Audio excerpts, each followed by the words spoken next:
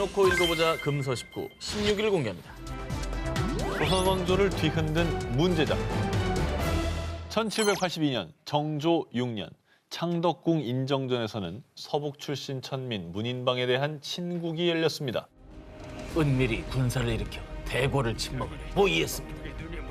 영모를 꿈꾼 천민, 그리고 그 배후에는 한 권의 책이 있습니다.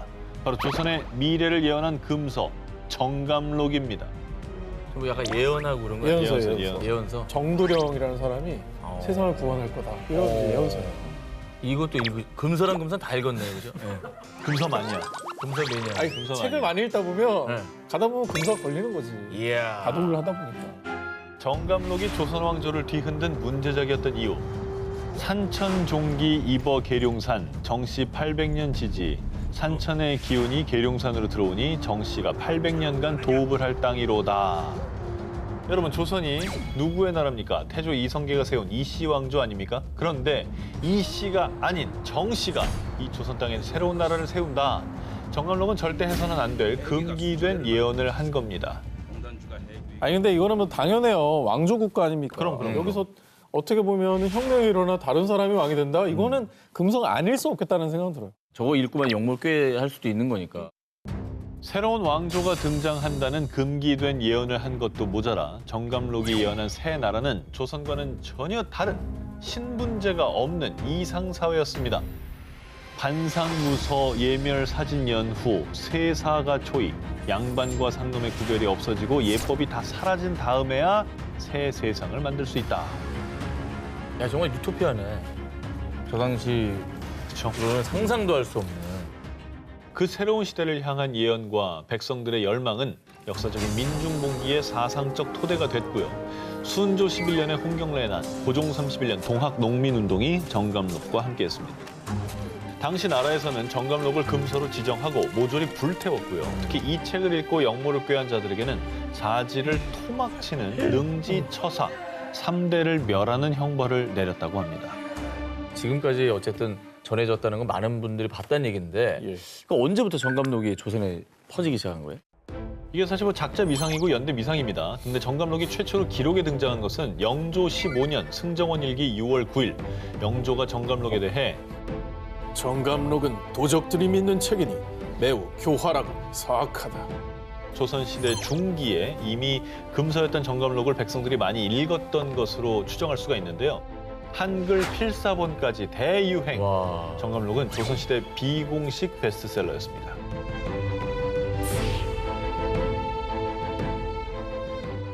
대놓고 읽어보자 금서 19, 15위 공개합니다. 뭐뭐뭐 때문에 금지된 책. 역사상 가장 위대한 작가, 영국 최고의 극작가로 평가받는 윌리엄 셰익스피어의 작품 중에도 금서가 있었는데요. 바로 셰익스피어의 5대 희극 중 하나인 베니스의 상인입니다. 친구를 위해 유대인 고리 대금업자 샤일록에게 돈을 빌린 베니스의 상인 안토니오. 그는 기한 내로 돈을 갚지 못하면 자신의 살 1파운드를 주겠다고 약속하죠. 그러나 안토니오는 제때 돈을 갚지 못하게 되고 샤일록은 끝까지 안토니오의 살 1파운드를 요구해 결국 재판까지 열리게 되는데요. 이때 재판관의 지혜로 샤일록이 패소하고 모두의 해피엔딩으로 마무리됩니다. 살을 도려내야 되는데 뭐 이렇게 피가 한 방울 안 들이고 심장살을 도려내라 뭐 이런 표현이 나오잖아요. 거기서 그런 좀 잔인하다라고 느끼지 않았을까? 정답. 네. 이스라엘에서 반대. 왜 유대인 고리대금업자를 이렇게 나쁜 사람으로 묘사하느냐?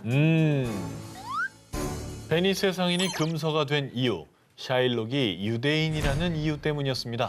그럼 이 책을 안 읽어도 이렇게 알잖아. 이게 당당할 일은 아닌데 좀 이상하다. 뭔가 내가 헛똑똑이 된 느낌이야. 야. 외국의 문학 작품에서 흔히 유대인은 매부리 코를 가진 고리 대금업자 혹은 돈밖에 모르는 교활하고 잔인한 인물로 등장. 소설 베니스의 상인 속의 샤일록 역시 피도 눈물도 없는 지독한 유대인으로 나오는데요.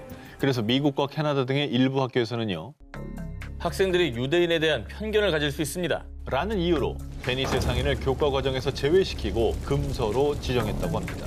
착한 건 읽었다고 유대인을 영원히 그렇게 나쁜 사람으로 취급할 학생들이 또 얼마나 될까라고 의심은 들어요.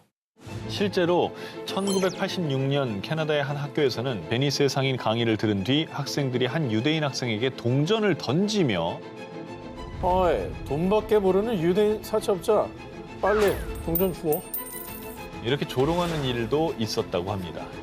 작품 속 악역과 같은 인종이라는 이유로 차별을 당한 일이 있었네요.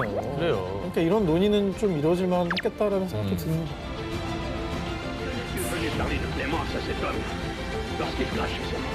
대놓고 읽어보자 금서 19, 14위를 공개합니다.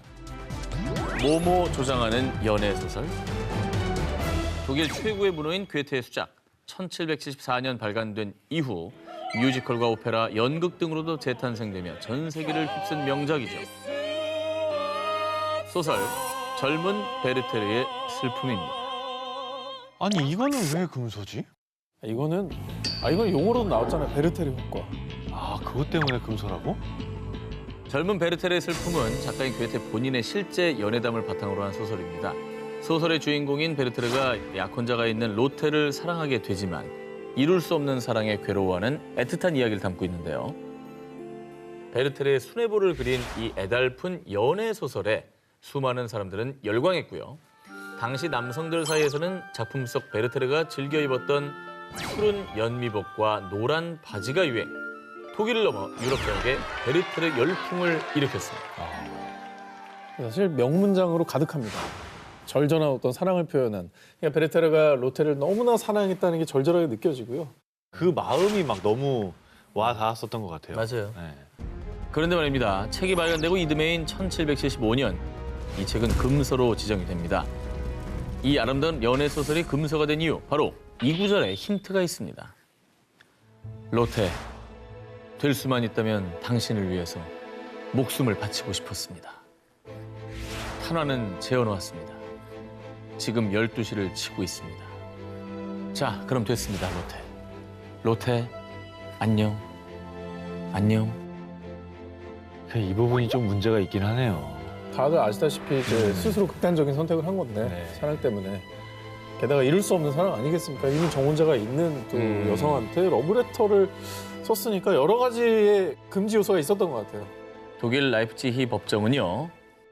소설 젊은 베르테르의 슬픔이 자살을 조장한다고 판결. 이 책에 대한 인쇄와 영업, 판매를 전면 금지시킨 겁니다. 실제로 1779년 독일 바이마르에서 한 여인이 실연당한 뒤 강에 몸을 던지는 사건이 발생했는데요. 사망한 이 여인의 소지품 중에 이 소설책 젊은 베르테르의 슬픔이 있었다고 합니다. 이제 과몰입의 부작용이 아닐까 생각이 들어요. 과몰입을 하면서 사랑을 이루지 못하는 자기 상황이랑 베르테르랑 동일시해버리는 거죠. 하지만 금서 조치에도 불구하고 소설의 엄청난 인기는 식지 않았습니다. 젊은 베르테르의 슬픔은 독일 최초의 세계적인 베스트셀러에 등극. 이후에 자살 조장 논란을 의식해서인지 1787년에 발견된 개정판에는 독자들이 자살을 범하지 않도록 당부하는 내용이 함께 실렸다고 합니다. 사실은 괴테가 이런 효과를 바라지는 않았을 거예요. 그렇죠. 그가 말하고자 하는 건 사랑의 어떤 절절한 마음이지 자살을 미화시키려는 의도는 결코 없었다고 생각합니다. 대놓고 읽어보자 금서 19, 13위를 공개합니다. 살인 현장에서 발견된 금서. 자, 이번에 소개해드릴 책은요. 1963년 11월 22일 존 F 케네디 전 대통령의 암살 현장에서 발견된 책입니다. 자, 1980년 12월 8일 살인범 마크 채프먼이 비틀즈 존 레논을 살해하기 직전 이 책을 읽었다고 해서 수많은 음모론을 양성해냈는데요. 1951년 첫 출간된 제롬 데이비드 셀린저의 고전 소설 호밀밭의 파수꾼입니다. 두 기자님께도 익숙한 책이죠. 저는 이건 안 읽었어요. 저는 프로그램으로 읽었습니다. 그래요? 제목은 들어보셨지만 내용 모르는 분들을 위해 간단히 소개를 해드리겠습니다. 자, 명문 사립학교 펜시 기숙고등학교에서 5과목 중 4과목을 낙제하며 퇴학을 당한 16살 소년 주인공 홀든 콜필드. 자, 홀든은요 퇴학당한 김에 가쁜 이유 갑자기 뉴욕행을 감행하게 되는데요. 바로 그 여정을 담은 성장 소설입니다. 자, 소설 호밀밭의 파수꾼이 출간되자 위선으로 얼룩진 세상을 바라보는 청소년의 성장통을 사실적으로 그려낸 수작이라고 평가받았고 미국 청소년들뿐만 아니라 전 세계 청소년들이 자신들을 대변하는 소설이라며 열광했습니다. 이게 이제 모르시는 분들은 전원일기라고 생각하시는 분들이 굉장히 많아요. 그래요. 뭐 영농 후계자의 얘기인가 뭐 이럴 수 있어요. 허수아비의 의인화 책인가? 어떤 목가적인 그런 내용. 어. 네. 자, 그런데 말입니다. 1960년대 미국 오클라호마주의 한 고등학교에서 호밀밭의 파수꾼을 교재로 지정한 해당 교사를 해고한 것을 시작으로 해요. 미국 내 많은 고등학교에서 절대 읽어서는 안 되는 금서로 이 책을 지정했습니다. 이게 혹시 앞에서 말한 대로 살인자들에게 영향을 끼친다는 뭐 음모론 때문에 금서로 지정이 된 건가요? 음모론 때문이 아니고요. 이 소년의 일탈이요. 소설 내에서 리얼해도 너무 리얼했던 겁니다. 세상에 저항하는 반항아답게 이 말끝마다 육두문자를 달고 사는 가면요. 심지어 금발머리는 춤을 잘 추었기 때문이다. 내가 같이 춤췄던 여자들 중 최고였다. 이렇게 뉴욕의 클럽을 전전한 내용도 나오고요. 아하. 담배를 줄곧 피워댄 데다가 어니 클럽에서 스카치를 마셨기 때문이다. 매춘부 때문에 몸단장을 할 필요가 없다는 건 알고 있었지만 무슨 일이라도 해야만 할 것 같았다. 이렇게 술, 담배는 물론 호텔로 매춘부를 부르는 내용까지 나옵니다. 좀 일탈이 과하긴 했죠. 예. 하면 안 되는 일이 너무 많이 나와요. 네. 너무 이제 뭐 아주 세트로 하고 있습니다. 예. 홀든의 일탈과 이탈 끝에 작가 셀린저가 남겨둔 희망. 나는 늘 넓은 호밀밭에서 꼬마들이 재밌게 놀고 있는 모습을 상상하곤 했어. 어딘가에서 내가 나타나서는 꼬마가 떨어지지 않도록 붙잡아 주는 거지. 말하자면 호밀밭의 파수꾼이 되고 싶다고나 할까? 결말은 굉장히 희망적이었던 겁니다. 그죠? 새삼 책의 제목을 잘 지어야 된다는 생각이 드네요. 아니 그 출판업에 또 종사하고 계시니까 뭐 이렇게 제목 한번 제목을 갑시다. 예. 뉴욕의 중이병.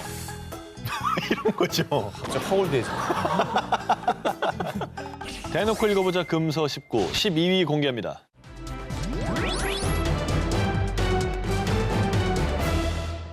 이번 특종은요. 미국 문단에서 아직도 논쟁이 계속되고 있는 책입니다. 아직도라고? 그렇습니다. 지금도? 지금도. 무슨 내용이길래? 자, 이 책을 각각 다르게 해석한 양측의 주장은 이렇습니다. 개인주의가 팽배한 요즘 시대엔 드물게 베푸는 기쁨과 진실한 사랑을 느낄 수 있는 책이에요. 아 무슨 소리입니까?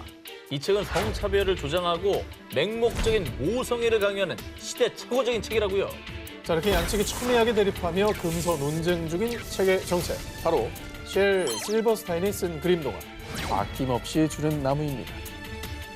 아낌없이 주는 나무는 소년을 위해 자신의 열매, 가지, 밑동까지 내어주는 한남의 헌신적인 사랑을 그리고 있는데요. 국내에서는 권장 도서로서 또 많은 어린이들이 읽고 있습니다. 그런데 1988년 미국에서는 성차별 도서로 분류, 콜로라도 도서관의 금지 도서 목록에 올랐습니다. 그 이유가 대체 무엇이냐? 자, 책 내용을 살펴보겠습니다. She is likewise happy to give him her branches and later her trunk. But then time passes and the boy forgets about her. 나무를 허라 그랬구나. 자, 이렇게 영어로 쓰인 원작에서는 이 나무를 she, 이 그녀라는 뜻의 여성형 대명사로 표기했는데요. 그러네. 이 일각에서는 소설 속의 나무를 엄마, 소녀를 아들로 해석한 게 많았고요. 여성인 나무에게 무조건적인 사랑과 이타적인 기부를 요구한다는 이유로 금서 조치를 내린 겁니다. 이 책이 출판된 것은 1964년. 하지만 금서로 지정된 것은 20년도 더 지난 1988년인데요. 자, 왜 그때서야 논란이 되었느냐? 자, 미국에서는 7, 80년대 여성의 권리와 이익을 추구하는 여성운동이 절정을 이뤘습니다. 자, 사람들의 의식에도 많은 변화가 생기면서 뒤늦게 아낌없이 주는 나무에 대해서도 새롭게 인식을 하고 해석하게 된 겁니다. 하지만 미국 문단에서 여전히 아낌없이 주는 나무에 대한 논쟁이 끊이질 않고 있고요. 아동도서에 좋아하는 목록과 가장 선호하지 않는 목록, 이 모두에서 높은 순위를 차지하고 있다고 합니다. 대단하다. 자, 다음 특종 역시 성차별적인 이유로 금서가 된 책인데요. 자, 그런데요. 이 책의 성차별 근거는 앞에 것과 조금 다릅니다. 여성이 주인공인 이 책에 대해서 미국 일리노이주 시카고의 공립도서관 사서는요. 여자가 세상을 구한다니 말도 안 돼. 아 이런 불경스러운 책은 우리 도서관 책장에 올려놓을 수 없습니다. 1928년도에 이 책을 금지시켰고요. 아, 28년도면 그럴 수도 있겠네요. 예, 오히려 이제 반대되는 의식을 그때는 갖고 있었던 거죠. 미국 플로리다주 공립도서관의 사서인 도드 역시 이 책은 너무 부도덕해요. 아이들에게 이 책은 아무런 가치가 없다고요. 시대. 라며 공개적으로 모든 도서관 사서들에게 경고, 반드시 피해야 할 책, 절대 구입해서는 안 될 책 목록에 이 책을 포함시켰습니다. 야, 이게 뭐냐? 되게 궁금하네. 근데 미국 고전이야. 고전. 힌트. 여자가 리더고 등장인물들이 때로 다녀. 근데 이 멤버를 여자 주인공이 영입을 해. 도로시가 나와, 도로시. 앨리스. 그거 이상한 나라 앨리스. 그거 이상한 나라 앨리스. 아니다. 뭐지? 앨리스가 주인공, 도로시가 주인공이야. 도로시가 뭐 이렇게 호수아비 나오고 그런 거 말하는 거 아니야? 오즈의 마법사. 아, 그렇지. 근데 너무 헷갈리네. 이상한 나라 앨리스는 뭐지? 자, 도서관 사서들뿐만 아니라 미국의 장관, 교육자들까지 너무 혐오했던 이 책은 바로 1900년에 출판된 라이먼 프랭크 바움의 동화 위대한 오즈의 마법사입니다. 근데 이게 어쨌든 왜 불경스럽다는 판단을 내린 거예요? 자, 이 책이 금서가 된 이유, 위대한 오즈의 마법사는 캔자스 농장에 살던 소녀 도로시가 회오리에 휩쓸려 신비한 나라 오즈에 도착. 허수아비, 양철나무꾼, 사자와 함께하는 모험을 그린 어린이 동화인데요. 문제는 주인공이 도로시였다는 겁니다. 처음 출판된 1900년대 초반에만 해도 여성 인권은 바닥을 치는 수준이었습니다. 여성들에게 순종과 복종을 강요. 그런 시대, 남자도 아닌 10대 소녀가 영웅, 이 리더라는 설정은 절대 용납할 수 없는 것이었습니다. 어쨌든 남성들의 어떤 권위주의 의식 때문에 이걸 네. 금서로 지정을 한 거군요. 예. 근데 지금 생각하니까 그런 시대에 이 도로시 같은 캐릭터를 써낸 저 작가가 대단하게 느껴지네요. 앞서가신 거죠. 정말 많이 저 앞서가셨네요. 시대. 그렇습니다. 위대한 오즈의 마법사 작가인 프랭크 바움이 도로시를 이렇게 진취적인 여성으로 그리게 된 건 19세기의 유명 여성 운동가인 장모님 마틸다 게이지의 영향이 컸다고 하는데요. 그녀의 권유로 글을 쓰게 되고 당시 문제작이었던 위대한 오즈의 마법사를 출간한 프랭크. 한때 정말 말도 안 되는 비난이 쏟아지기도 했지만요. 위대한 오즈의 마법사는 출판 이후 14편의 시리즈가 나올 정도로 큰 인기를 얻었고요. 뮤지컬, 영화, 또 만화로도 각색. 도로시는 새로운 여성 리더의 희망이 되어 전 세계적으로 큰 사랑을 받고 있습니다. 여성 인권 운동가였던 장모의 영향을 받았다고 하니 저 책이 정말 그런 의도가 있었던 책이긴 하네요. 그럼요. 시암탉 잡아주시면서 네, 그러니까 그 시대에서는 저런 또 책을 쓰게 하지 않았을까? 그런 생각도 굉장히 장모님은 무조건 씨암탉을 잡아줘야 되는 거예요? 장모님이 뭐 저 닭 끓이는 사람이에요? 장모의 사인사랑을 사랑이 성차별적으로 받아들이지 마세요. 장모님이 뭐 나무 아니. 부르터기예요? 아니 장인이 요리를 해줄 수도 있고 장모가 요리를 장인으로 얘기를 했어야죠. 진짜 엄청